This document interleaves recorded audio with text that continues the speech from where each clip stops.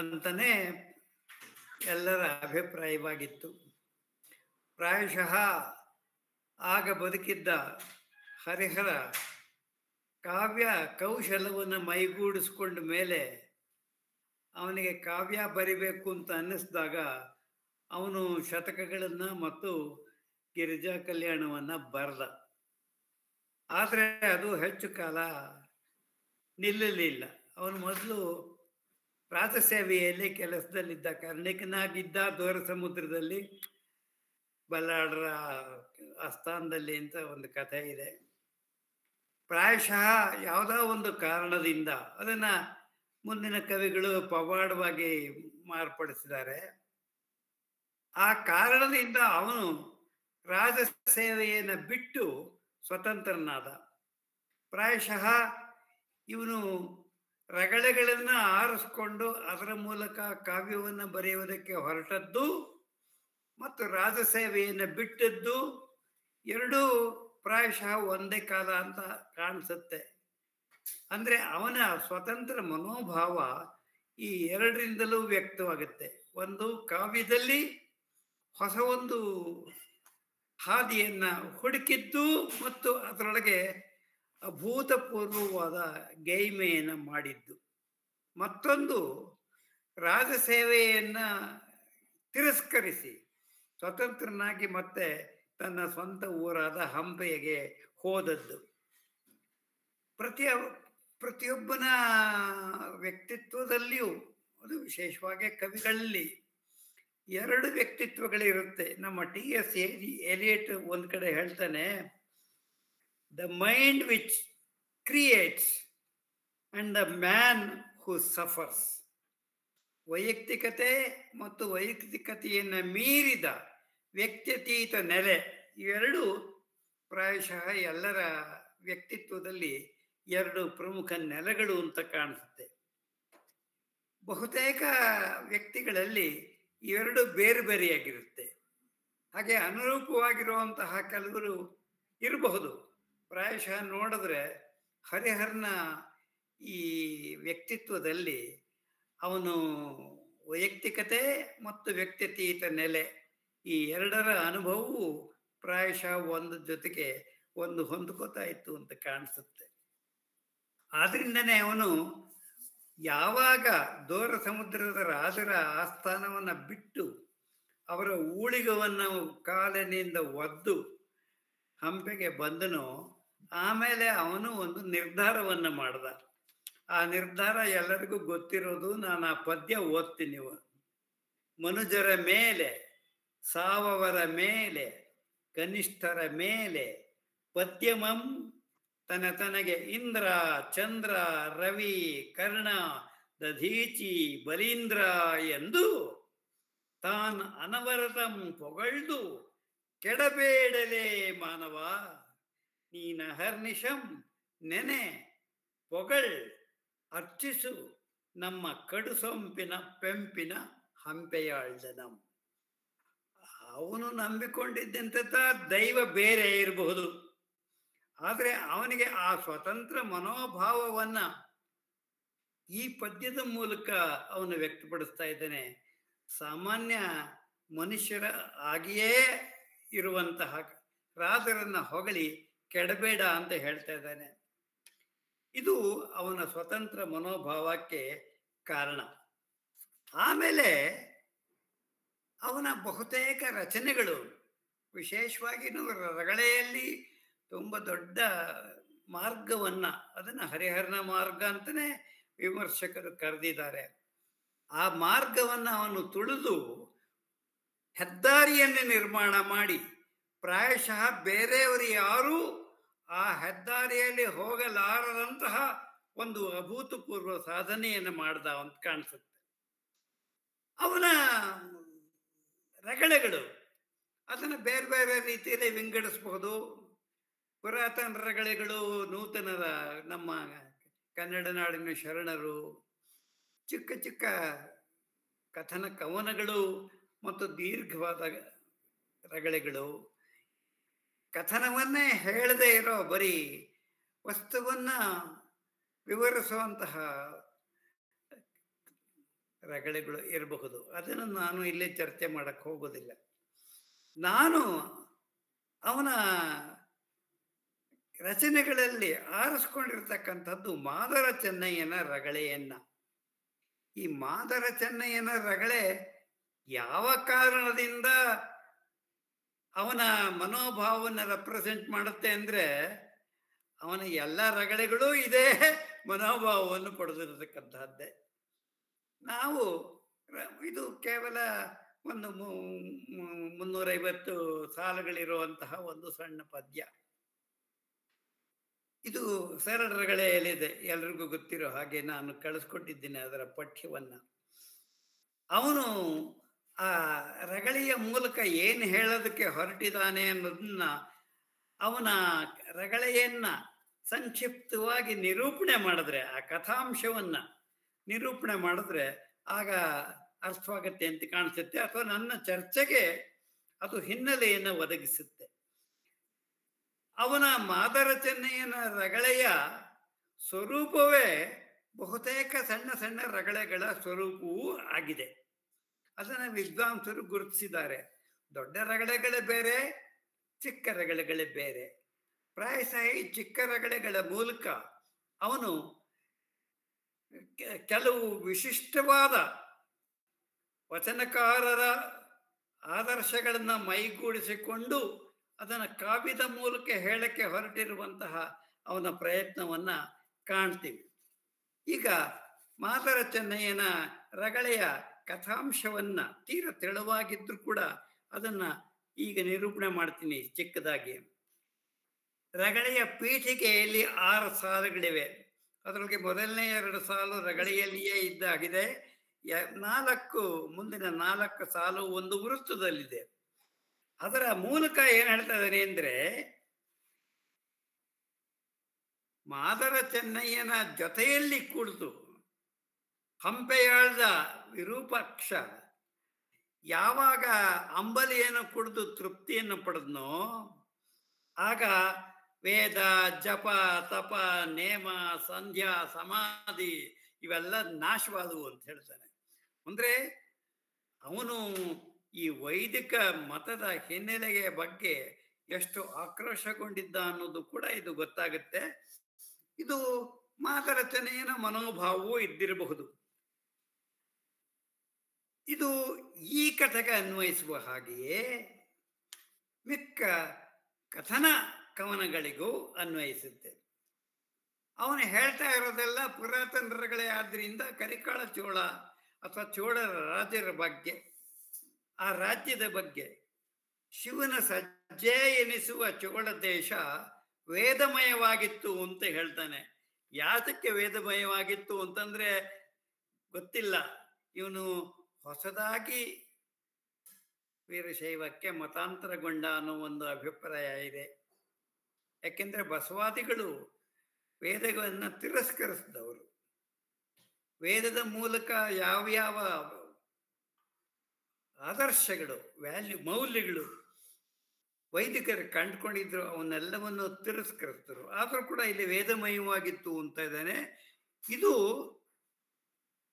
ತನ್ನ ಪೂರ್ವ ಆಶ್ರಮದ ಪರಿಸ್ಥಿತಿಯೋ ಅಥವಾ ಚೋಳ ದೇಶದ ಪರಿಸ್ಥಿತಿಯೋ ನಮಗೆ ಗೊತ್ತಿಲ್ಲ. ಅಲ್ಲಿಯ ವಾತಾವರಣ ಅಂದರೆ ಆ ಚೋಳ ದೇಶ, ಕರಿಕಾಳ ಚೋಳ ಅಲ್ಲೇ ಆಳ್ತಾ ಇದ್ದ ಆ ವಾತಾವರಣ ಶಿವಮಯವಾದದ್ದು.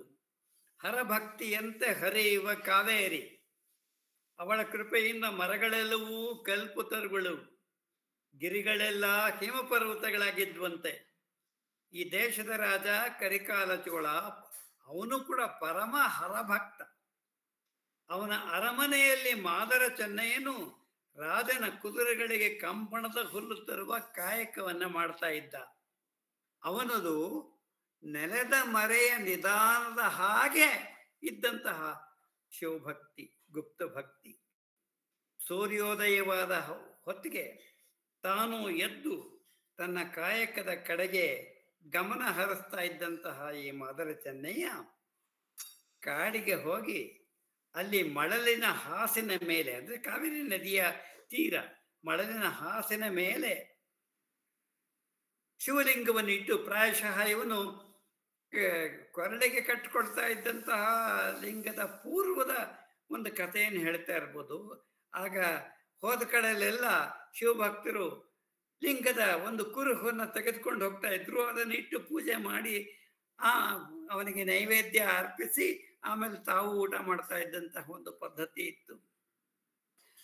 ಅದನ್ನ ಪೂಜೆ ಮಾಡಿ ಪ್ರಸಾದ ಹಾಗೆ ಸ್ವೀಕರಿಸ್ತಾ ಇದ್ದ. ಶಿವನ ಪೂಜೆಗೆ ಸನ್ನದ್ಧನಾಗಿ ಭಕ್ತಿಯಿಂದ ಪೂಜಿಸಿದ ಹುಲ್ಲಿನೊಡನೆ ತನ್ನ ಮನೆಗೆ ಬಂದು ತನ್ನ ಹೆಂಡತಿ ದೇಶೀಯ ಅಡುಗೆಯಾದಂತಹ ಅಂಬಲಿಯನ್ನ ಕೊಡ್ತಾಳೆ. ಅದನ್ನು ಶಿವನಿಗೆ ಅರ್ಪಿಸಿ ಆ ಶಿವನ ಪ್ರಸಾದವನ್ನು ತಾನು ಕುಡಿತಾ ಇದ್ದ. ಹೀಗಿರ್ಬೇಕಾದ್ರೆ ಒಂದು ದಿವಸ ಇವನು 60 ವರ್ಷ ಈ ರೀತಿ ಕರೆದ. ಇವನ ಗುಪ್ತ ಭಕ್ತಿ ಯಾರಿಗೂ ಗೊತ್ತಿಲ್ಲ. ಇವನ ಭಕ್ತಿಯ ಆಳ, ಅಗಲ, ವಿಸ್ತಾರ, ಹರಹವು, ಅದರ ಶಕ್ತಿ ಯಾರಿಗೂ ಗೊತ್ತಿಲ್ಲ.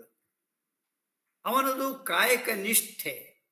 ಕಂಪಣದ ಹುಲ್ಲನ್ನು ತರ್ತಾ ಇದ್ದಂತಹದ್ದನ್ನ ಬಹಳ ನಿಷ್ಠೆಯಿಂದ, 100ಕ್ಕೆ 100 ಪ್ರಾಮಾಣಿಕತೆಯಿಂದ, ನಿಷ್ಠೆಯಿಂದ ಮಾಡ್ತಾ ಇದ್ದ.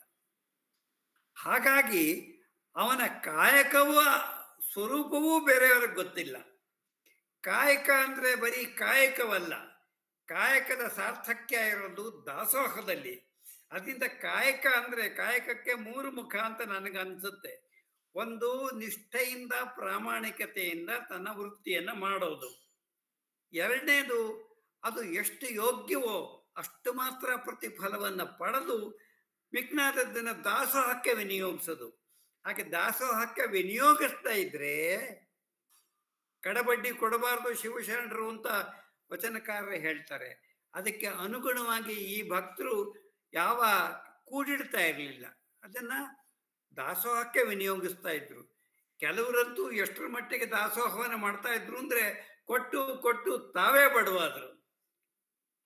ಇವನ ಈ ಮಹಿಮೆಯನ್ನ ಜನಗಳಿಗೆ ತಿಳಿಸ್ಬೇಕು, ಸಾಮಾನ್ಯ ಜನರು ಅರ್ಥ ಮಾಡ್ಕೋಬೇಕು, ಈ ಆದರ್ಶವನ್ನು ಅನುಸರಿಸಬೇಕು ಅನ್ನೋ ಕಾರಣದಿಂದಲೋ ಏನೋ ಶಿವ 60 ವರ್ಷದ ನಂತರ ಇವನ ಮಹಿಮೆಯನ್ನ ಜನಗಳಿಗೆ ತಿಳಿಸೋದಿಕ್ಕೆ ಮನಸ್ಸು ಮಾಡ್ತಾನೆ. ಎಂದ್ರೆ ಹಾಗೆ ಚೆನ್ನಯ್ಯ ಕಂಪಣದ ಕಾಯಕ ಮಾಡೋದಕ್ಕೆ ಹೊರೆ ಕಟ್ಟದ. ಅದನ್ನ ಹೆಂಡತಿ ಸಿದ್ಧಪಡಿಸಿದ ಅಂಬಲಿಯನ್ನ ಭಕ್ತರ ಸಹ ಸೇರಿಸಿ ಶಿವನ ಮುಂದಿಟ್ಟ.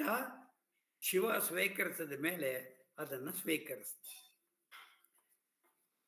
ಇಷ್ಟು ಹೊತ್ತಿಗೆ ಬಹಳ ದೊಡ್ಡ ಶಿವಭಕ್ತನಾಗಿದ್ದಂತಹ ರಾಜನೂ ಕೂಡ ಪ್ರತಿನಿತ್ಯ ಶಿವನಿಗೆ ಅರ್ಪಿಸಿ ಅದರ ಪ್ರಸಾದವನ್ನ ಸ್ವೀಕರಿಸ್ತಾ ಇದ್ದ. ಆದರೆ ಇವತ್ತು ವಿಶೇಷ, ಶಿವ ಇವನ ಭಕ್ತಿಯನ್ನು ಪ್ರಪಂಚಕ್ಕೆ ತೋರಿಸೋದಕ್ಕೋಸ್ಕರ ನಿರ್ಧಾರ ಮಾಡಿದ ದಿವಸ.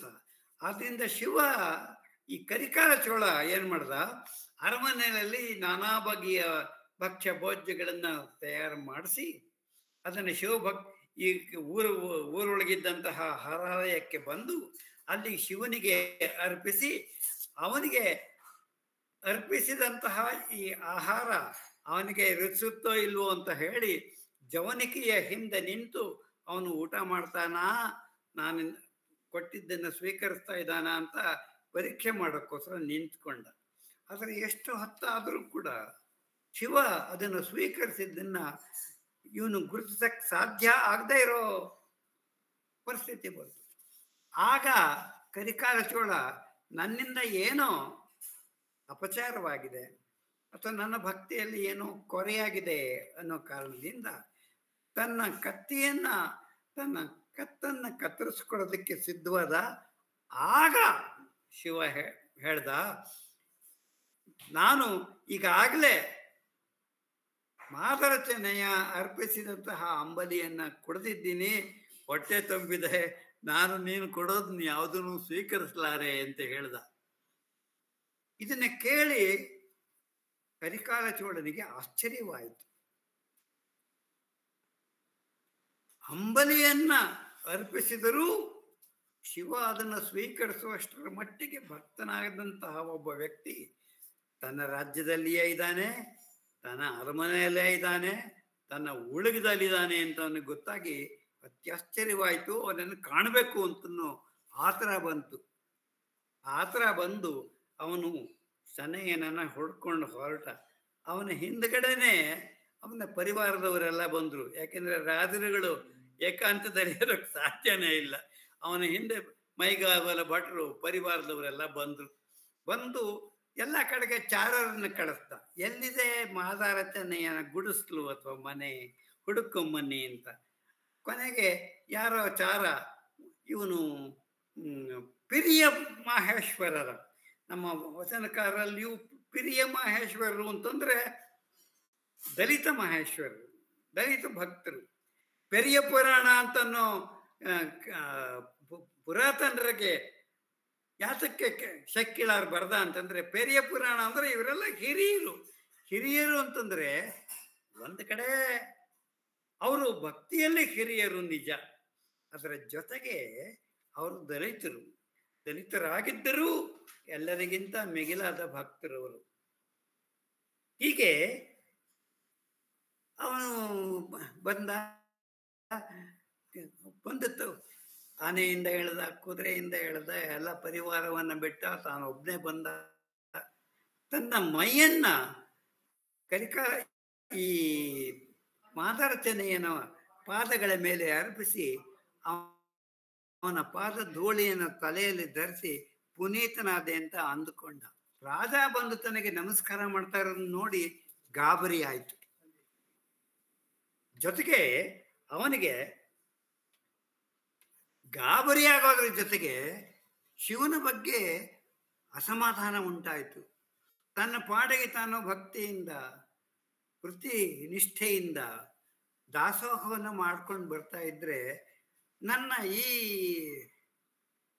ತ್ರಿವಳಿ ಕರ್ತವ್ಯವನ್ನ ಜನಗಳಿಗೆ ತಿಳಿಸಿ ನನ್ನನ್ನು ಇಷ್ಟನ್ನು ಮುದುಗರಕ್ಕೆ ಒಳಪಡಿಸ್ತಾ ಇದ್ದಾನಲ್ಲ, ನಾನು ಯಾವ ಮಹಾ ದೊಡ್ಡ ಮನುಷ್ಯ ಅಂತ ಹೇಳಿ ಅವನು ತಾನು ಕತ್ತನ್ನು ಕತ್ತರಿಸ್ಕೊಳ್ಳೋಕೆ ಹೋದಾಗ ಅವನಿಗೆ ಗಣಪದವಿಯನ್ನ ಶಿವ ಕೊಡ್ತ ಅಂತ ಒಂದು ಕಥೆ. ಈ ಕಥೆ ಜೊತೆಗೆ ಹರಿಹರ ಎಲ್ಲ ರಗಳೆಗಳಲ್ಲಿಯೂ ಬಳಸುವುದು ಆಡು ನುಡಿಗೆ ಹತ್ತಿರವಾಗಿರುವ ವಚನವನ್ನ ಅನುಸರಿಸಿರುವ ಭಾಷೆ. ವಚನಗಳ ಹಾಗೆ ಇದು ಮುಕ್ತವಾದದ್ದಲ್ಲ. ಯಾಕೆಂದ್ರೆ ರಗಳೆಗಳು ಅಂತಂದ್ರೆ ಆದಿಪ್ರಾಸ ಇದೆ, ಅಂತ್ಯಪ್ರಾಸ ಇದೆ. ಆ ಇವೆರಡರ ನಡುವೆ ಈ ಭಾಷೆ ಸಿಕ್ಕಾಕೊಂಡಿರುತ್ತೆ. ಅದನ್ನು 20ನೇ ಶತಮಾನದಲ್ಲಿ ನಮ್ಮ ಕವಿಗಳು ತೆಗೆದುಹಾಕಿ ನಿರರ್ಗಳವಾಗಿ ಸರಳ ರಗಳೆಯ ರೂಪದಲ್ಲಿ ಅದನ್ನ ಮಾರ್ಪಡಿಸ್ಕೊಂಡಿದ್ದನ್ನು ನಾವು ನೋಡ್ತೀವಿ. ಅಂದ್ರೆ ನನ್ನ ದೃಷ್ಟಿಯಲ್ಲಿ ಕಾವ್ಯ ಭಾಷೆ ಯಾವತ್ತೂ ಸಾಮಾನ್ಯ ಭಾಷೆಯೇ ಆಗಿರೋದಿಲ್ಲ. ಸಾಮಾನ್ಯ ಭಾಷೆಗೆ ಹತ್ತಿರವಾಗಿರಬಹುದು. ಚಂಪುಗಿಂತ ವಚನಗಳ ಭಾಷೆ ಹತ್ತಿರವಾಗಿತ್ತು, ಅಥವಾ ಕೀರ್ತನಕಾರರ ಭಾಷೆ ಹತ್ತಿರವಾಗಿತ್ತು. ಗ್ರಾಂಥಿಕವಾದ ಭಾಷೆಗಿಂತ ಆಡು ಭಾಷೆಗೆ ಹತ್ತಿರವಾಗಿತ್ತು. ಆದರೆ ಗ್ರಾಂಥಿಕವಾದ ಸಾಮಾನ್ಯ ಮನುಷ್ಯರ ಆಡು ನುಡಿಯೇ ಕಾವ್ಯವಾಗುವುದಿಲ್ಲ. ಇವತ್ತು ಅಷ್ಟೇ 20ನೇ ಶತಮಾನದಲ್ಲಿ ಕಾವ್ಯದಲ್ಲಿ ಬಳಸೋ ಭಾಷೆಯನ್ನೇ ನಾವು ಪ್ರತಿನಿತ್ಯ ಬಳಸೋದಿಲ್ಲ. ನಾವು ಬಳಸುವಂತಹದ್ದು ಇದು ಲೋಕೋಪಯೋಗಿ. ಕುವೆಂಪು ಒಳಗೆ ಇದು ಲೋಕೋಪಯೋಗಿ. ಕಾವ್ಯದಲ್ಲಿ ಬರೋದು ಭಾವೋಪಯೋಗಿ. ಅದರಿಂದ ಭಾವೋಪಯೋಗಿಯಾಗಿ ಮಾರ್ಪಡಿಸಿಕೊಂಡು ಕಾವ್ಯ ಭಾಷೆಯನ್ನ ಕವಿಗಳು ಸೃಷ್ಟಿ ಮಾಡ್ತಾರೆ. ಅಂದ್ರೆ ಒಂದು ರೀತಿಯಲ್ಲಿ ಅದರ ಹಿನ್ನೆಲೆಯಲ್ಲಿದ್ದಂಥ ಸಂಘರ್ಷ, ತನ್ನ ಕಾಲದ ವೈದಿಕ ಮತ್ತು ಹೊಸ ಒಂದು ನಿಷ್ಠೆ, ಹೊಸ ಒಂದು ಮಾರ್ಗ, ಇವುಗಳ ನಡೀತಾ ಇದ್ದಂತಹ ಮಧ್ಯೆ ನಡೀತಾ ಇದ್ದಂತಹ ಸಂಘರ್ಷದ ಸ್ವರೂಪ ಇರಬಹುದು. ಆದರೆ ಇಲ್ಲಿ ಬರೋ ಭಕ್ತರು ವಾಸ್ತವವಾದ ಭಕ್ತರೇ. ವಾಸ್ತವವಾದ ಭಕ್ತರಾಗಿದ್ರೆ ಈ ಕವಿಗೆ ಹೇಗೆ ಗೊತ್ತಾಗ್ತಾ ಇತ್ತು? ಅವ್ರು ಇದ್ದಿರಬಹುದು. ಅದನ್ನು ಗುರುತಿಸುವಂತಹ ಶಕ್ತಿ ಯಾರಿಗಿರ್ತಾ ಇತ್ತು? ಅಂದ್ರೆ ಇಲ್ಲಿ ಬರುವಂತಹ ಭಕ್ತರು ಸಾಮಾನ್ಯ ಮನುಷ್ಯರು, ಆದರೆ ಅವರನ್ನ ಪುರಾಣೀಕೃತ ಕೊಡಿಸಿರುವಂತಹ ರೀತಿಯಲ್ಲಿ ಕಾಣಿಸುತ್ತೆ. ಭಾಷೆಯೂ ಪುರಾಣೀಕೃತವಾಗಿದೆ, ಕಾವ್ಯ ಭಾಷೆಯಾಗಿದೆ. ಆಡು ಮಾತಿಗೆ ಅದು ಇದು ಸೇರಿಸಿ ಸಂಸ್ಕಾರ ಮಾಡಿ ಅದನ್ನು ಕಾವ್ಯ ಭಾಷೆಯಾಗಿ ಮಾಡಿಕೊಂಡ ಹಾಗೆಯೇ ಇಲ್ಲಿಯ ವ್ಯಕ್ತಿಗಳು ಪಾತ್ರಗಳು ಕೂಡ ವ್ಯಕ್ತಿಗಳಾಗಿ ಉಳಿದಿಲ್ಲ, ಪಾತ್ರಗಳಾಗಿವೆ. ಅವು ಪುರಾಣೀಕೃತ ಪಾತ್ರಗಳು. ಪ್ರಾಯಶಃ ಕವಿಯ ಮನಸ್ಸಿನಲ್ಲಿ ಇಂತಹ ಭಕ್ತರೇ ತುಂಬಿರುವಂತಹ ಒಂದು ದೇಶ, ಒಂದು ಪರಿಸರ, ಒಂದು ನಾಡು ಇರಬೇಕು ಅಂತ ಆಸೆ ಹಂಬಲವಾಗಬಹುದೇ ಹೊರತು ನಿಜವಾಗಿಯೂ ಅದು ವಾಸ್ತವವಾಗೋದು ಕಷ್ಟ. ಆದರೆ ಅದರ ಹಿನ್ನೆಲೆಯಲ್ಲಿರುವ ಕವಿಯ ಮನೋಭಾವವನ್ನು ನಾವು ಅರ್ಥ ಮಾಡ್ಕೋಬೇಕು.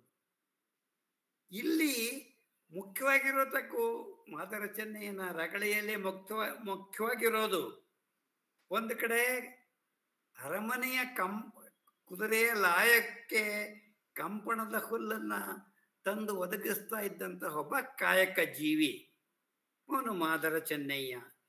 ಅವನ ಸಂಬಳ ಕೊಡ್ತಾ ಇದ್ದ, ಅವನನ್ನು ಕಾಪಾಡ್ತಾ ಇದ್ದ, ಅವನಿಗೆ ಆಶ್ರಯ ನೀಡಿದ್ದಂತಹ ಕರಿಕಾಲ ಚೋಳ ಇನ್ನೊಂದು ಕಡೆ. ಒಂದು ಕಡೆ ರಾಜತ್ವ ಅಂದರೆ ಅವನು ನರಪತಿ, ಭೂಪತಿ, ನರರೆಲ್ಲ ಶ್ರೇಷ್ಠ. ಇವನು ಸಾಮಾನ್ಯ ಕೂಲಿ ಕೆಲಸದವನು.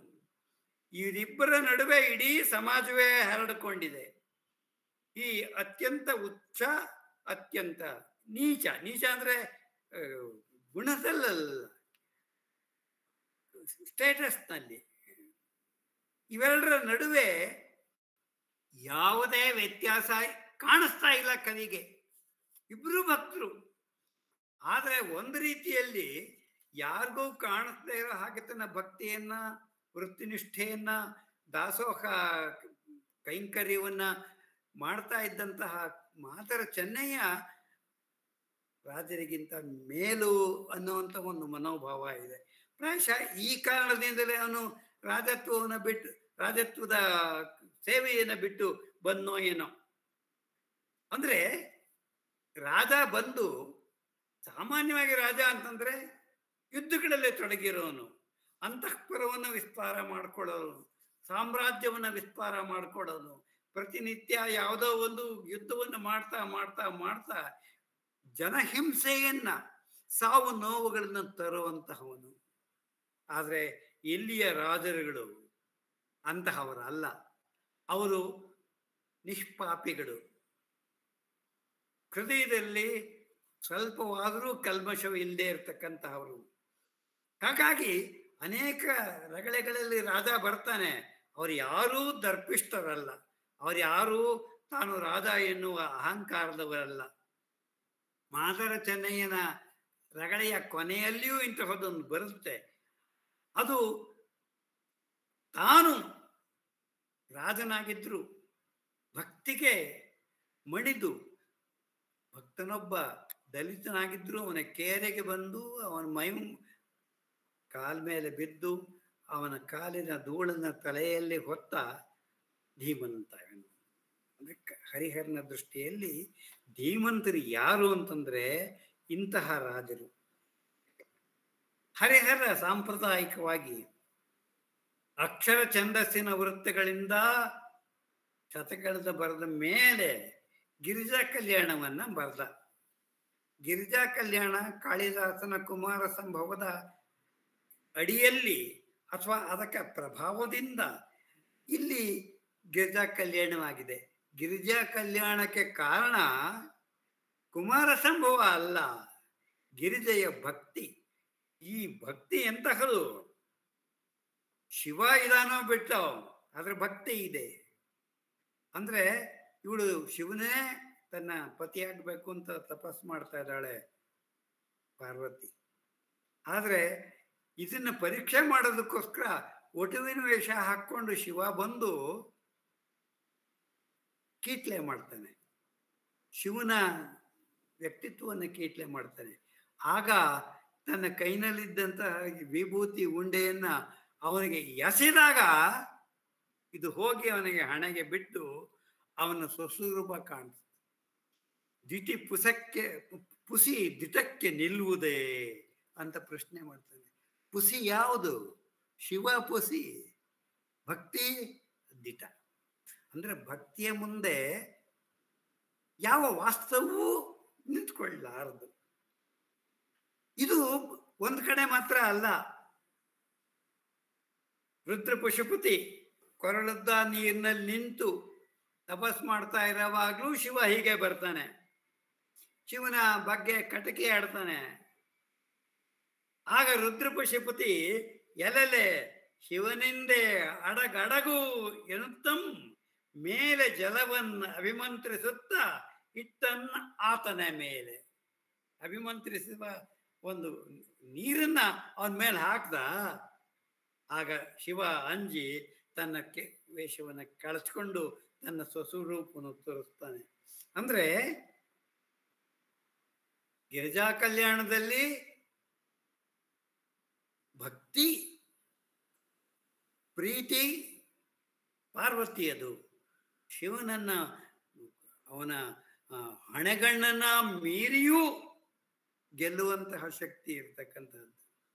ಹಾಗೆಯೇ ರುದ್ರ ಪಶುಪತಿಯ ಮುಗ್ಧ ಭಕ್ತಿ ಶಿವನನ್ನ ಅಂಜಿಸುವಂತಹದ್ದು. ಅಂದ್ರೆ ಶಿವ ಯಾವುದಕ್ಕೆ ಅಂಜುತ್ತಾನೆ ಅಂದ್ರೆ ಭಕ್ತಿಗಂತಾನೆ ಹೊರತು ಪೂಜೆ ಪುರಸ್ಕಾರಗಳಿಗೆ ಅಲ್ಲ. ಅಂದ್ರೆ ರಗಳೆ ಹಿಂದೆ ಚಂಪೂ ಕಾವ್ಯಗಳಲ್ಲಿ ಒಂದು ವೈವಿಧ್ಯಕ್ಕಾಗಿ ಬಳಸ್ತಾ ಇದ್ರು. ಹರಿಹರ ಏನ್ ಮಾಡ್ದ, ಆ ರಗಳೆಯನ್ನ ತನ್ನ ಇಡೀ ಕಾವ್ಯ, ಪ್ರಮುಖವಾದ ಕಾವ್ಯದ ರಚನೆಯ ಮಾಧ್ಯಮವಾಗಿ ಮಾಡಿಕೊಂಡು ಒಂದು ಕಡೆ ಕನ್ನಡ ಕಾವ್ಯವನ್ನು ಬೆಳೆಸ್ದ, ಇನ್ನೊಂದು ಕಡೆ ತನ್ನ ಹೊಸ ಮಾರ್ಗವನ್ನು ಸೃಷ್ಟಿ ಮಾಡಿಕೊಂಡ. ಅದು ಹರಿಹರ ಮಾರ್ಗ ಆಯಿತು. ಪ್ರಾಯಶಃ ಇದು ನಮ್ಮ ದೊಡ್ಡ ಕವಿಗಳೆಲ್ಲ ದೇಸಿಯ ಕಡೆಗೆ, ಆ ನಾಡಿನ ಸ್ವಭಾವಕ್ಕೆ ಅನುಗುಣವಾಗಿರುವಂತಹ ಛಂದಸ್ಸಿನ ಕಡೆಗೆ ತಿರುಗುತ್ತಾರೆ ಅಂತ ಕಾಣಿಸುತ್ತೆ. ಪಂಪನೂ ದೊಡ್ಡ ಕವಿನೇ. ಅವನು ಅದಕ್ಕೆ ಬಗೆ ಹೊಸ ತಪ್ಪುದಾಗೆ ದೇಸಿಗಳು ಪುಗುವುದು. ಮಾರ್ಗ ದೇಸಿಯಲ್ಲಿ ಹೋಗಬೇಕು. ದೇಸಿಯನ್ನು ಒಳಗೊಂಡಿರುವ ಮಾರ್ಗವೇ ನಿಜವಾದ ಮಾರ್ಗ ಅವನ ದೃಷ್ಟಿಯಲ್ಲಿ. ಅದು ಮುಂದಿನವರು ಅನುಸರಿಸಿದ್ರು. ಹರಿಹರ ಅದನ್ನ ಅಮೋಘವಾಗಿ ಅನುಸರಿಸಿದ. ಇವನು ಉಪಯೋಗಿಸುವಂತಹ ರಗಳೆ ಅದು ಬಂದ ಅನಿಲ, ಲಲಿತ ಮತ್ತು ಯಾವುದು ಮರ್ತೋಗುತ್ತೆ, 3 ಬಗೆಯ ರಗಳೆಗಳಲ್ಲಿಯೂ ಯಾವುದನ್ನ ನಾವು ನಡುಗನ್ನಡ ಅಂತ ಕರಿತೀವೋ ಇವನಿಗಿಂತ ಮುಂಚೆಗೆ ಆಡುಭಾಷೆಗೆ ಹತ್ತಿರವಾಗಿದ್ದಂತಹ ಬಸವಾದಿಗಳ ವಚನಗಳಿತ್ತು. ಅದು ನೀವು ನಡುಗನ್ನಡ, ಹಳಗನ್ನಡ ಇವೆಲ್ಲ ಬರವಣಿಗೆಗೆ ಸಂಬಂಧಪಟ್ಟಿರುವಂತಹದ್ದು. ಬಸವಣ್ಣನು ಕೂಡ ತನ್ನ ವಚನಗಳ ಹಾಗೆ ಮಾತಾಡ್ತಾ ಇದ್ದ ಅಂತ ನನಗೆ ಅನ್ಸಲ್ಲ. ಅವನು ಮಾತಾಡ್ತಾ ಇದ್ದಿದ್ದು ಬೇರೆ, ಕೋಪಗೊಂಡಾಗ ಅವನ ಅಭಿವ್ಯಕ್ತಿ ಕ್ರಮ ಬೇರೆ. ಆದರೆ ಅವನ ವಚನಗಳಲ್ಲಿ ಸಾಮಾಜಿಕವಾದ ಕೆಟ್ಟದ್ದನ್ನು ಕಂಡಾಗ ಅವನು ಆಕ್ರೋಶಗೊಳ್ಳುವ ರೀತಿ ಬೇರೆ, ಅವಾಗ ಉಪಯೋಗಿಸೋ ಭಾಷೆ ಬೇರೆ. ಅಂದರೆ ಈ ರಗಳೆಗಳು ಮುಂದೆ ಯಾರೂ ಅನುಸರಿಸಲಿಲ್ಲ, ಇಷ್ಟರ ಮಟ್ಟಿಗೆ ಯಾರೂ ಬರಲಿಲ್ಲ. ಮಗೆ ಮಾದೇವ ಮಾಯದೇವ ಮುಂಚಾದಂತೂ ಅಲ್ಲೊಂದು ಇಲ್ಲೊಂದು ಬರೆಯಿರ್ತಾರೆ, ಇಲ್ಲ ಅಂತಲ್ಲ. ಆದರೆ ಇಡೀ ತನ್ನ ಕಾವ್ಯವನ್ನೆಲ್ಲ, ತನ್ನ ಮುಖ್ಯವಾದಂತಹ ಕಾವ್ಯವನ್ನೆಲ್ಲ ರಗಳೆಯಲ್ಲೇ ಬರೆದವ್ರು ಯಾರೂ ಇಲ್ಲ. ಅದು ಹರಿಹರ ಮಾತ್ರ. ಅವನು ಶರಣರ ಬಗ್ಗೆ ಬರೆದಿದ್ದ ಈ ರಗಳೆಗಳು, ಪುರಾತನರ ಬಗ್ಗೆ ಬರೆದಿದ್ದ ರಗಳೆಗಳು, ಎರಡಕ್ಕೂ ರಗಳೆಯನ್ನ ಬಳಸ್ದ. ಇದು ತೆಲುಗಿನ ಪಾಲ್ಕೊರಕೆ ಸೋಮನಾಥನ ಮೇಲೂ ತುಂಬಾ ಪ್ರಭಾವ ಬೀರಿದ ಹಾಗೆ ಕಾಣಿಸುತ್ತೆ ನನಗೆ. ಕೆಲವರು ಪಾಲ್ಕೊರಕೆ ಸೋಮನಾಥನೇ ಹರಿಹರನಿಗಿಂತ ಹಿಂದಿನವನು ಅಂತ ವಾದ ಏನೋ ಮಾಡ್ತಾರೆ. ಆದರೆ ನನಗೆ ಆ ವಾದ ಒಪ್ಪಿತವಿಲ್ಲ. ಅವನ ಆದಮೇಲೆ ಇವನು ಬಂದು ಹರಿಹರ ಬೇರೆ ಬೇರೆ ರಗಳೆ ಭಕ್ತರ ಗುಪ್ತ ಭಕ್ತಿ, ಕಾಯಕನಿಷ್ಠೆ, ದಾಸೋಹ, ವ್ಯಾಮೋಹ ಇವುಗಳನ್ನೆಲ್ಲ ವಿವರಿಸಿದ್ನಲ್ಲ, ನನ್ನ ಕಾವ್ಯಗಳಲ್ಲಿ ಕೊಟ್ಟನಲ್ಲ. ಅದರ ಹಾಗೆಯೇ ಅದು ಬಿಡಿಬಿಡಿಯಾಗಿರೋದು. ಪ್ರಾಯಶಃ ಇದಕ್ಕೆಲ್ಲ ಇದರ ಹಿಂದೆ ಅಂದರೆ ಈ 10 ದಿನ 106 ದಿನ ರಗಳೆಗಳು ಎಷ್ಟು ಬರ್ದ 106 ಅಂತ ಹೇಳ್ತಾರೆ. ಕೆಲವರು ದೇವರಪ್ಪನವ್ರು ಅಂತಾರು 56 ಮಾತ್ರ ಅವನು ಬರೆದಿರೋದು ಸ್ವಂತದ್ದು ಅಂತ. ಅವರು ಶರಣಚರಿತ ಮಾನಸ ಅಂತ ಅವನ ಪುಸ್ತಕನೇ ಇಷ್ಟೇ ಬರೆದಿರೋದು ಅಂತ ಅವನು ಹೇಳ್ತಾರೆ. ಅಂದರೆ ಪುರಾತನರಿಗೆ ಸಂಬಂಧಪಟ್ಟಂತಹದ್ದು 56, 63 ಬರೀಲಿಲ್ಲ. ಹೀಗೆ ಇವನು ಪಾಲ್ಕೊರಕೆ ಸೋಮನಾಥ ಏನ್ ಮಾಡ್ದ, ಬೇರೆ ಬೇರೆ ಶಿವಶರಣರ ಕಾಯಕಗಳಲ್ಲಿ ಅವರ ಬದುಕಿನಲ್ಲಿ ಹರಳುಗಟ್ಟಿದ್ದಂತಹ ಆದರ್ಶಗಳನ್ನು, ಮೌಲ್ಯಗಳನ್ನು, ಅದು ವೀರಶೈವದ ಮೌಲ್ಯ ಅಂತ ಭಾವಿಸಿಯೋ ಏನೋ ಅದನ್ನು ಒಂದು ಕಾವ್ಯವಾಗಿ ಬಸವ ಪುರಾಣವನ್ನು ರಚನೆ ಮಾಡಿದ. ಕನ್ನಡದಲ್ಲಿ ಮುಂದಿನೇ ಬಸವ ಪುರಾಣವನ್ನು ಅನುಸರಿಸಿಯೇ, ಅಂದರೆ ಪಾಲ್ಕೊರಕೆ ಸೋಮನಾಥನ ಬಸವ ಪುರಾಣವನ್ನು ಅನುಸರಿಸಿಯೇ ವೀರಶೈವ ಪುರಾಣಗಳು ಬಂದವು. ಹರಿಹರನ ಅನುಸರಿಸಿದ್ರು ಸ್ವಲ್ಪ ಕಡಿಮೆನೆ. ತುಂಬ ಈಗ 20ನೇ ಶತಮಾನದ ಹೊಗಳಕ್ಕೆ ಶುರು ಮಾಡಿದ್ದೀವಿ, ಆದರೆ ಆಗ ಅಷ್ಟೊಂದಿರಲಿಲ್ಲ. ಹರಿಹರನ ನಾಯಕರು ಅವರೆಲ್ಲ ಗುಪ್ತ ಭಕ್ತರು. ಅವರೆಲ್ಲ ತಮ್ಮಲ್ಲಿ ಭಕ್ತಿಯನ್ನು ಅಡಗಿಸ್ಕೊಂಡವರು, ತೋರ್ಕೆ ಅಲ್ಲ. ಬೇರೆಯವರಿಗೆ ತಮ್ಮ ಭಕ್ತಿಯ ಆಧಿಕ್ಯವನ್ನು ತೋರಿಸ್ಕೊಳ್ಳುವಂತಹ ಆಡಂಬರ ಯಾರೂ ಇಲ್ಲ. ತಾವು ಮಾಡೋ ಕೆಲಸದ ಮೂಲಕ ನಂದೊಂದು ಲೇಖನ ಇದೆ, ಭಕ್ತಿ ಕ್ರಿಯಾಶೀಲವಾಗುವ ಬಗೆ. ನಮ್ಮ ವಚನಕಾರರು ಭಕ್ತಿಯನ್ನ ಕ್ರಿಯಾಶೀಲವಾದ ಕಾಯಕದ ಮೂಲಕ ತೋರಿಸೋದು. ಕಾಯಕ ಶ್ರೇಷ್ಠ ಅಂತ ಯಾಕೆ ಹೇಳಿದ್ರು? ಕಾಯಕದ ಮೂಲಕ ನೀವು ಭಕ್ತಿಯನ್ನು ತೋರ್ಪಡಿಸಿದ್ರೆ ನಿಮ್ಮ ಭಕ್ತಿಗೂ ಒಂದು ಬೆಲೆ ಮತ್ತು ಸಮಾಜಕ್ಕೂ ಒಂದು ಕೊಡುಗೆ. ಅದರಿಂದ ಕುಂಬಾರ ಗುಂಬಂಡಯ್ಯ ತಪಸ್ ಮಾಡ್ತಾ ಕೂತ್ಕೊಳ್ಳಿಲ್ಲ, ಜಪಮಣಿ ಎಣಿಸ್ತಾ ಕೂತ್ಕೊಳ್ಳಿಲ್ಲ. ಅವನು ಕುಂಬಾರನ ಕೆಲಸ ಮಾಡ್ತಾ ಇದ್ದ.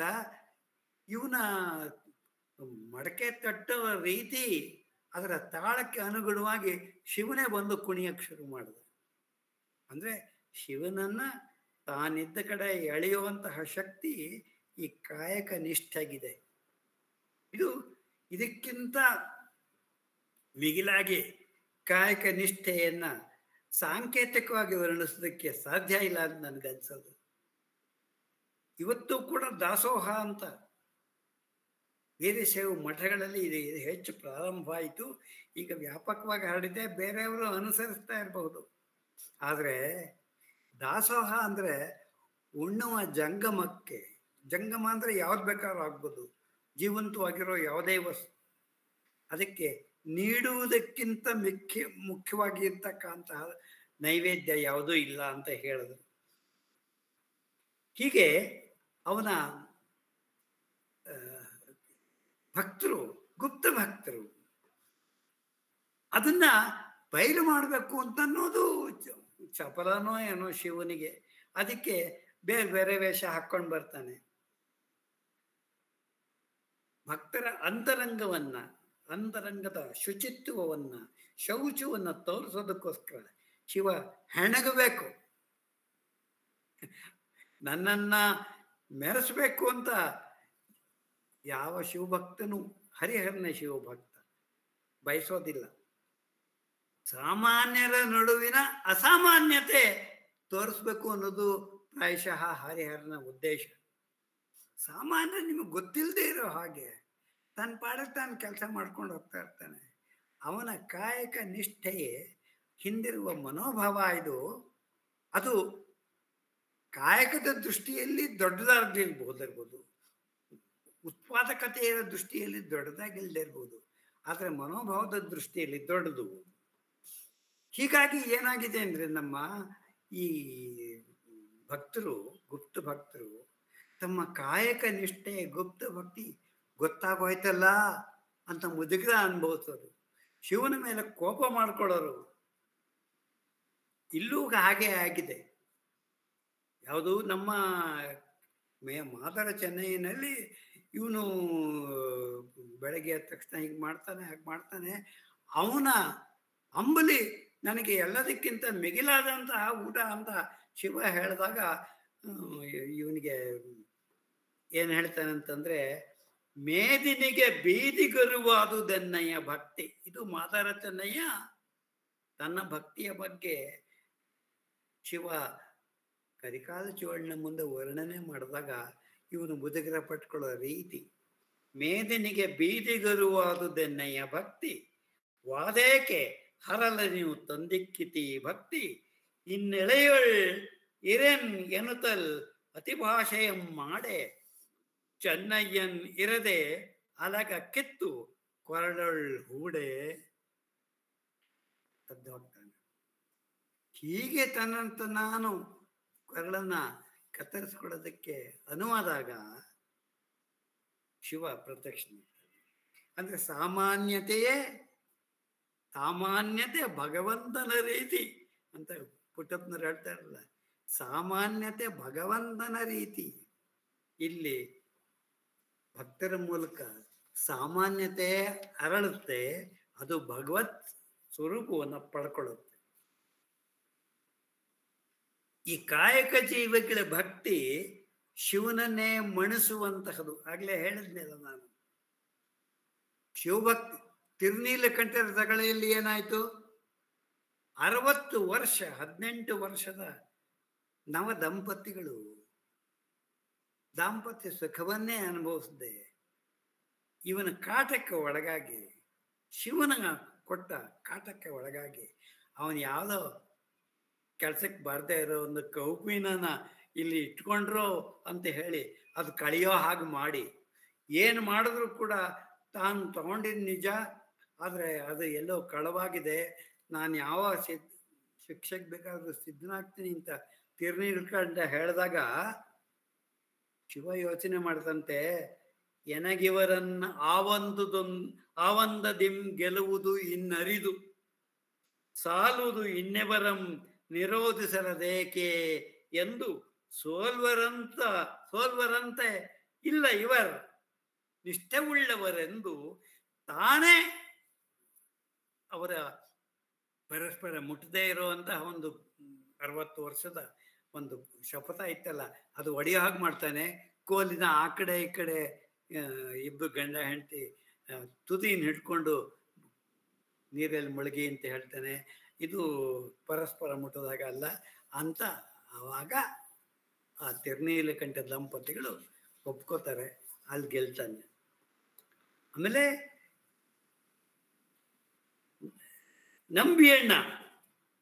ನಂಬಿಯಣ್ಣ ಭಕ್ತರನ್ನ ಕಡೆಗಣಿಸಿ ಶಿವಲೀಲೆಯನ್ನು ಹೊಕ್ಕಂತೆ.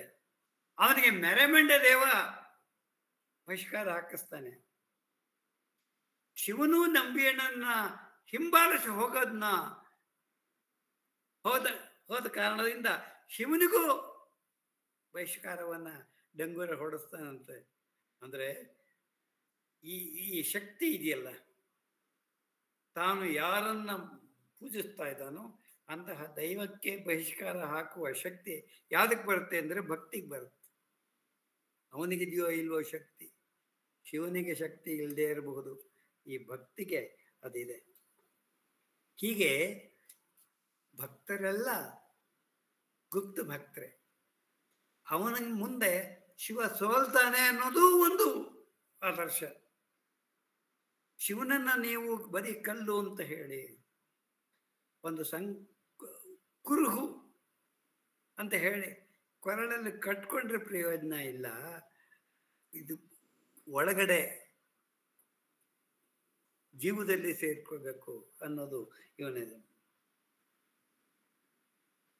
ಭಕ್ತಿಯ ಜೊತೆಗೆ ಹರಿಹರ ತನ್ನ ಕಾವ್ಯದಲ್ಲಿ ತನ್ನ ರಗಳೆಗಳಲ್ಲಿ ವೃತ್ತಿನಿಷ್ಠತೆಯನ್ನು ಹೇಳ್ತಾನೆ. ನಾನಾಗಲೇ ಹೇಳಿದಾಗೆ ವೃತ್ತಿನಿಷ್ಠತೆ ಬಸವಾದಿಗಳು ಹೇಳಿದ ತುಂಬ ದೊಡ್ಡ ಒಂದು ಆದರ್ಶ. ಅದು ಎಲ್ಲ ಕಾಲಕ್ಕೂ ಆದರ್ಶ. ಆದರೆ ಒಂದು ಸಮಸ್ಯೆ ಏನು ಅಂದರೆ ಎಲ್ಲ ಕಾಯಕಗಳು ಎಲ್ಲ ವೃತ್ತಿಗಳು ಸಮಾನ ಶ್ರೇಷ್ಠ. ಇದು ಶ್ರೇಷ್ಠ, ಇದು ಕನಿಷ್ಠ ಅನ್ನೋದು ಇಲ್ಲವೇ ಇಲ್ಲ. ಮನಃಪೂರ್ವಕವಾಗಿ ಯಾವ ವೃತ್ತಿಯನ್ನು ಮಾಡಿದ್ರೂ ಆ ವೃತ್ತಿ ಶ್ರೇಷ್ಠವೇ. ಆದ್ದರಿಂದ ಎಲ್ಲದಕ್ಕೂ ಮನಃಪೂರ್ವಕತೆಯೇ ಅಡಿಗಲ್ಲು. ಆದ್ದರಿಂದ ಅದಕ್ಕೆ ಅನುಗುಣವಾಗಿ ಕಾಯಕದ ಶ್ರೇಷ್ಠತೆ ನಿರ್ಧಾರವಾಗಬೇಕು. ಹೀಗಾಗಿ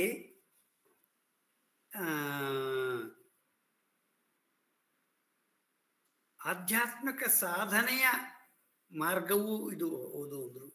ನಾವು ಅನೇಕ ವಚನಕಾರರು ತಮ್ಮ ಕಾಯಕದ ಪರಿಭಾಷೆಯ ಮೂಲಕವೇ ರೂಪಕದ ರೀತಿಯಲ್ಲಿ ವಚನಗಳನ್ನ ಬರೆದಿರೋದು ನೋಡಿದ್ದೀವಿ. ಅಂದರೆ ಕಾಯಕವೇ ಪೂಜೆಯ ಒಂದು ರೂಪ. ಹೀಗಾಗಿ ಇದನ್ನೇ ಮಾರ್ಪಡಿಸಿ ಅದನ್ನೇ ಈ ವಚನಕಾರರಿಗಾಗಲಿ ಹರಿಹರನಿಗಾಗಲಿ ಈ ಕಲ್ಪನೆ ಬರಲಿಲ್ಲ ಅಂತ ಕಾಣಿಸುತ್ತೆ. ಈ ಯೋಚನೆ ಬರಲಿಲ್ಲ. ಎಲ್ಲ ಸಮಾನ, ಎಲ್ಲ ಭಕ್ತಿಯಿಂದ ಮಾಡಿರ್ತಕ್ಕಂಥ ಕಾಯಕ ಶ್ರೇಷ್ಠ ಅಂತ ಹೇಳಿದಾಗ ಯಾವ ಕಾಯಕ ಮಾಡಿದ್ರೇನು ಅಂತ ಹೇಳಿ ತುಂಬ ಸುಲಭವಾಗಿ ವಂಶ ಪಾರಂಪರ್ಯವಾಗಿ ಬಂದಿದ್ದಂತಹ ವೃತ್ತಿಗಳನ್ನು ಎಲ್ಲರೂ ಮುಂದುವರಿಸಿದ್ದು ಅಂತ ನನ್ನ ಭಾವನೆ. ಅದರ ಬದಲು ನೀವು ಯಾವುದೇ ವೃತ್ತಿಯನ್ನು ಅನುಸರಿಸಬಹುದು. ಆದರೆ ಆ ವೃತ್ತಿಯನ್ನು ಅನುಸರಿಸುವಾಗ ಹೃತ್ಪೂರ್ವಕವಾದಂತಹ ಅನುಸರಣೆ ಇರಬೇಕು ಅಂತ ಹೇಳಿದ್ದಿದ್ರೆ ಸಾಕಾಗ್ತಾ ಇತ್ತೋ ಏನೋ. ಆದರೆ ಹಾಗಾಗದೆ ಏನಾಗುತ್ತೆ ಅಂದರೆ ಆನುವಂಶಿಕವಾಗಿ ಬಂದಿದ್ದಂತಹ ಪ್ರಾಯಶಃ ಮಾಡುವುದಕ್ಕೆ ಅನುಕೂಲವಾಗಿದ್ದಂತಹ ವೃತ್ತಿಯನ್ನೇ ಸಾಮಾನ್ಯ ಜನಗಳು ಅನುಸರಿಸುವ ಹಾಗಾಗಿ ಮತ್ತೆ ಜಾತಿ ಮತ್ತು ವೃತ್ತಿ, ಕಾಸಿ ಕಮ್ಮಾರನಾದ, ಬೀಸಿ ಮದಿವಾಳನಾದ, ಹಾಸನಕ್ಕೆ ಹಾರವಾದ ಇದಾದ ಚಿನ್ನವಾರನಾದ, ಇದು ಜಾತಿ ಮತ್ತು ವೃತ್ತಿ ಇವುಗಳ ನಡುವನ ನಂಟನ್ನು ಗಂಟಿ ಬಾಡಿತು. ಇವತ್ತಿಗೂ ಅದು ಮುಂದುವರಿತಾ ಇದೆ. ಹೀಗೆ ಕಾಯಕವನ್ನ ಆಧ್ಯಾತ್ಮಿಕ ಸಾಧನೆಯ ಒಂದು ಮಾರ್ಗವನ್ನಾಗಿ ಹೇಳಿದಂತಹ ವಚನಕಾರರು ಮತ್ತು ಅದನ್ನೇ ಕಾವ್ಯ ರೂಪದಲ್ಲಿ ಮಂಡಿಸಿದಂತಹ ನಿರೂಪಿಸಿದಂತಹ ನಮ್ಮ ಹರಿಹರ ಮುಂತಾದಂತಹವರು ಅನುಸರಿಸಿದ್ರು. ಅಂದರೆ ಒಂದು ರೀತಿಯಲ್ಲಿ ನಾನು ಆಗಲೇ ಹೇಳಿದ್ನಲ್ಲ, ಕಾಯಕದ 3 ಭಾಗಗಳಲ್ಲಿ ಒಂದು ಪ್ರಾಮಾಣಿಕತೆಯಿಂದ ಮಾಡಬೇಕಾದ ಕೆಲಸವನ್ನು ಮಾಡುವುದು, ಎರಡನೇದು ಅದು ಎಷ್ಟು ಯೋಗ್ಯವೋ ಅಷ್ಟನ್ನು ಮಾತ್ರ ಪ್ರತಿಫಲವನ್ನು ಪಡೆಯುವುದು, ಮೂರನೇದು ತನ್ನ ಜೀವನಕ್ಕೆ ಬೇಕಾಗಿರೋದಕ್ಕಿಂತ ಹೆಚ್ಚಾದದ್ದನ್ನು ದಾಸೋಹಕ್ಕೆ ವಿನಿಯೋಗಿಸೋದು. ದಾಸೋಹ ಅಂದ್ರೇನು? ಲಿಂಗಕ್ಕೆ ಪೂಜೆ, ಜಂಗಮಕ್ಕೆ ದಾಸೋಹ. ಜಂಗಮ ಅಂದರೆ ಯಾವುದು? ಜಂಗಮ ಅಂತಂದರೆ ಚಲನಶೀಲವಾದದ್ದೆಲ್ಲವೂ ಜಂಗಮವೇ. ಅದು ಪ್ರಾಣಿಗಳಿಂದ ಪಕ್ಷಿಗಳಿಂದ ಹಿಡಿದು ಮನುಷ್ಯನನ್ನು ಒಳಗೊಂಡು ಅಥವಾ ಮನುಷ್ಯನ ಸಮಾಜವನ್ನು ಒಳಗೊಂಡು ಇಡೀ ಪ್ರಕೃತಿಯನ್ನೇ ಒಳಗೊಳ್ಳುವಂತಹದು ಜಂಗಮದ ಪರಿಕಲ್ಪನೆಯ ಹಿಂದಿರುವ ಮನೋಭಾವ.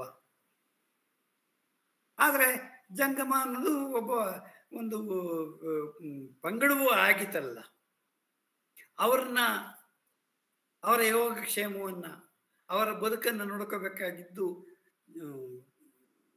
ಸಮಾಜದ ಕೆಲಸ ಆಗಿದ್ದರಿಂದ ಜಂಗಮ ದಾಸೋಹ ಮಾಡಬೇಕಾದದ್ದು ಒಂದು ಕರ್ತವ್ಯವಾಯಿತು ಅಂತ ಹೇಳಿ ಭಾವಿಸಿದ್ರು. ಹೀಗಾಗಿ ಏನಾಗಿದೆ ಅಂತಂದರೆ, ಈ ಜಂಗಮ ಅಂತಂದರೆ ನಮ್ಮ ದೃಷ್ಟಿಯಲ್ಲಿ ಒಂದು ರೀತಿಯಲ್ಲಿ ಮನುಷ್ಯ ಸಮಾಜವೂ ಜಂಗಮವೇ. ದಾಸೋಹ ಮಾಡಬೇಕು ಜಂಗಮಕ್ಕೆ ಅಂತಂದರೆ, ನೀವು ದುಡಿದದ್ದನ್ನು ನಿಮ್ಮ ಸ್ವಂತ ಬದುಕಿಗೆ ಬಳಸಿಕೊಳ್ಳುವ ಹಾಗೆಯೇ ಉಳಿದದ್ದನ್ನು ಸಮಾಜದ ಋಣ ತೀರಿಸುವಂಥ ಕಾಣಿಕೆಯಾಗಿ ನಡಿಬೇಕು ಅನ್ನೋದು ಕೂಡ ಒಂದು ಮೌಲ್ಯವಾಗಿ ನನಗೆ ಕಾಣಿಸುತ್ತೆ. ಹೀಗಾಗಿ ಹರಿಹರ ತನ್ನ ತನೆಯ ರಗಳೆಗಳಲ್ಲಿ ಗುಪ್ತಭಕ್ತಿ, ವೃತ್ತಿನಿಷ್ಠೆ, ದಾಸೋಹ ನಿಷ್ಠೆ ಇವುಗಳನ್ನು ಹೇಳ್ತಾನೆ. ಹಾಗೆಯೇ ಭಕ್ತರ ಸತ್ಯವಂತಿಕೆ, ಯಾವತ್ತೂ ಮಾತಿಗೆ ತಪ್ಪದ ನಡವಳಿಕೆ. ಆ ನಡವಳಿಕೆಯಿಂದಲೇ ತಿರುನೀಲಕಂಠ, ರುದ್ರ ಪಶುಪತಿ, ಮಹಾದರಚನೆಯ ಇವರೆಲ್ಲರೂ ಕೂಡ ದೊಡ್ಡ ಭಕ್ತರು ಅಂತ ಅನ್ನಿಸ್ಕೊಂಡಿದ್ವಿ. ಹೀಗೆ ಸಾಮಾನ್ಯತೆಯಲ್ಲಿ ಅಸಾಮಾನ್ಯತೆಯನ್ನು ಮೆರೆದವರು ಓದುಗರಲ್ಲಿ ಒಂದು ಬಗೆಯ ಗೌರವ ಮೂಡುವಂತೆ ಮಾಡುತ್ತಾರೆ. ತನಗೆ ಇಂದ್ರ, ಚಂದ್ರ, ದದೀಚಿ, ಬಲೀಂದ್ರ ಎಂದು ಹೊಗಳಿದ ಆಸ್ಥಾನ ಕವಿಗಳಿಗೆ ಪ್ರಾಯಶಃ ಹರಿಹರ ತೋರಿಸುವ ಪ್ರತಿಕ್ರಿಯೆ ಇದು. ಯಾಕೆಂದರೆ ಅವನು ರಾಜನ ಆಸ್ಥಾನದಲ್ಲೇ ಇದ್ದ. ಹಾಗೆ ಸೊಳ್ಳೆ ಪಳ್ಳೆ ಈ ವಂದಿ ಮಾಗದಿರ್ತಾರಲ್ಲ, ಅವರು ಸೊಳ್ಳೆ ಪಳ್ಳೆ ಸಂಸ್ಕೃತದಲ್ಲಿ ಕನ್ನಡದಲ್ಲಿ ದೊಡ್ಡ ದೊಡ್ಡ ಪದಗಳನ್ನು ಹಾಕಿ ರಾಜನನ್ನು ಹೊಗಳದ್ದೇ. ಅದನ್ನೆಲ್ಲ ಕಂಡು ಹೇಸಿಕೆಯಿಂದ ಹರಿಹರ ಈ ಮಾತನ್ನ ಹಾಡ್ತಾನೆ ಅಂತ ಕಾಣಿಸುತ್ತೆ. ಅಂದರೆ ಹರಿಹರನ ರಗಳೆಗಳು, ಮಾದಾರ ಚೆನ್ನಯ್ಯನ ರಗಳೆಗಳಂತಹ ಪುರಾತನ ರಗಳೆಗಳಲ್ಲಿ ಇದು ಸಾಂಕೇತಿಕವಾಗಿದ್ದರೆ, ನೂತನ ಶರಣರು ಬಸವಾದಿ, ಅಲಮ, ಸಿದ್ದರಾಮ ಇಂತಹವರ ಕನ್ನಡಿಗರ ಶರಣರ ಕಥೆಗಳನ್ನು ಬರೆದಂತಹ ಹರಿಹರ ಅವನು ಇಲ್ಲಿಯ ವಾಸ್ತವವನ್ನು ಕೂಡ ಒಂದು ರೀತಿಯಲ್ಲಿ ತನ್ನ ಕಾಲದ ಚಿತ್ರವನ್ನು ಕೊಡ್ತಾನೆ. ತನ್ನ ಕಾಲ ಅಂದರೆ ಬಸವಾದಿಗಳಿಗಿಂತ 60-70 ವರ್ಷ ನಂತರ ಬಂದವನು ಬಸವಣ್ಣ. ಈ ಹರಿಹರ ತನ್ನ 60 ವರ್ಷದ ಕಾಲದಲ್ಲಿ, ತನ್ನ ಹಿಂದಿನ 60-70 ವರ್ಷಗಳ ಕಾಲದಲ್ಲಿ ಬಸವಾದಿಗಳು ಒಂದು ರೀತಿಯ ಲೆಜೆಂಡ್ಗಳಿಗೆ ಆಗಿದ್ದರು, ದಂತಕಥೆಗಳಾಗಿದ್ದರು. ಅವರ ಜನಗಳ ಬಾಯಿನಲ್ಲಿ ಅವ್ರ ಬಗ್ಗೆ ಬೇಕಾದಷ್ಟು ಕಥೆಗಳು ಬರ್ತಾ ಇತ್ತು. ಆ ಕಥೆಗಳನ್ನೆಲ್ಲ ಮೈಗೂಡಿಸಿಕೊಂಡಂತಹ ಹರಿಹರ ಅವುಗಳ ಹಿಂದೆ ಇದ್ದಂತಹ ತಾತ್ವಿಕತೆಯನ್ನು ಕೂಡ ಮೈಗೂಡಿಸ್ಕೊಂಡ. ಅಂದರೆ ಆದರ್ಶಮಯತೆಯನ್ನು ಮೈಗೂಡಿಸ್ಕೊಂಡ. ಅಂದರೆ ಇಲ್ಲಿ ಕಣ್ಣಪ್ಪನ ಭಕ್ತಿ ಅಂತ ಇಟ್ಕೊಳ್ಳಿ. ಕಣ್ಣಪ್ಪನ ಭಕ್ತಿ ವೈದಿಕ ಭಕ್ತಿಯ ಈ ಒಂದು ರೀತಿ ರಿಚುವಲಿಸ್ಟಿಕ್ ಆಗಿರುವಂತಹ ಭಕ್ತಿ, ಮತ್ತು ಕಣ್ಣಪ್ಪನ ಮುಗ್ಧ ಭಕ್ತಿ. ಈ ಮುಗ್ಧ ಭಕ್ತಿಯೂ ಕಾಲ್ಪನಿಕವೇ. ಯಾಕೆಂದರೆ ಅವನು ಯಾರೇ ಹಾಕ್ಕೊಳ್ಳಿ, ಕಣ್ಣು ಮುಚ್ಕೊಂಡು ಕಾಲಿಟ್ಕೊಂಡು ಇವೆಲ್ಲ ಮಾಡಕ್ಕೆ ಹೋಗ್ತಾನೋ ಇಲ್ವೋ ನನಗೆ ಗೊತ್ತಿಲ್ಲ. ಆದರೆ ಇದು ಎರಡೂ ವೈದಿಕನ ಈ ಸಾಂಪ್ರದಾಯಿಕ ಭಕ್ತಿಯ ಅಥವಾ ಪೂಜೆಯ ರೀತಿ, ಇವನ ಪೂಜೆಯ ರೀತಿ, ಇವೆರಡರ ನಡುವಿನ ವ್ಯತ್ಯಾಸವನ್ನು ತೋರಿಸ್ಬೇಕಾದ್ರೆ ಕಾವ್ಯ ಏನು ಮಾಡಬೇಕು, ಅದನ್ನ ಅತಿಶಯೋಕ್ತಿ ಮಾಡಬೇಕು. ಈ ಅತಿಶಯೋಕ್ತಿಯೇ ಮುಂದೆ ಪುರಾಣ ಆಗಬಹುದು, ಮುಂದೆ ಪವಾಡಗಳಾಗಬಹುದು. ಆದ್ದರಿಂದ ಕಣ್ಣಪ್ಪನಂತಹವರು ಐತಿಹಾಸಿಕ ವ್ಯಕ್ತಿಯೋ ಗೊತ್ತಿಲ್ಲ, ಆದರೆ ಅವನ ಆದರ್ಶ, ಅವನ ರೀತಿ ಈ ರಗಳೆಗಳಲ್ಲಿ ಕಾಣಿಸುವಂತಹ ರೀತಿ, ಅವನ ರೀತಿಯನ್ನು ಈ ರಾಜರುಗಳು ಅಷ್ಟೇ. ಇಲ್ಲಿ ಕರಿಕಾಲ ಚೋಳನ ಹಾಗೆ ಬಸವಾದಿಗಳಿಗಿಂತ ಮುಂಚೆ 11ನೇ ಶತಮಾನದ ಕೊನೆಯಲ್ಲಿ ಒಂದು ರೀತಿಯಲ್ಲಿ ವಚನ ಚಳುವಳಿಯ ಪ್ರೇರಕ ವ್ಯಕ್ತಿಗಳಾಗಿದ್ದಂತಹ ಕೊಂಡಗುಳಿ ಚುಕೇಶಿರಾಜನ ರಗಳೇನು ನಮ್ಮ ಹರಿಹರ ಬರ್ದಾನೆ. ಅಲ್ಲಿ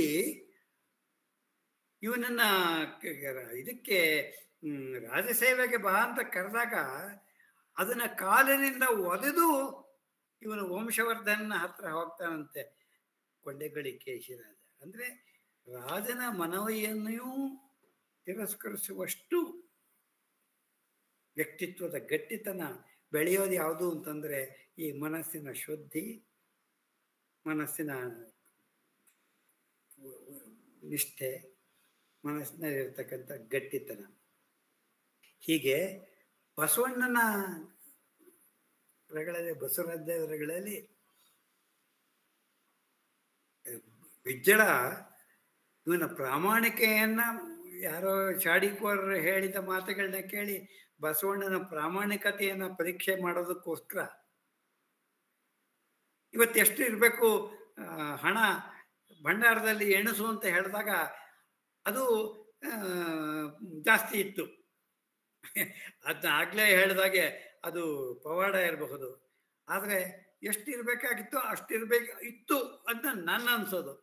ಅವಾಗ ಏನು ಮಾಡಿದಂತೆ ಇವನು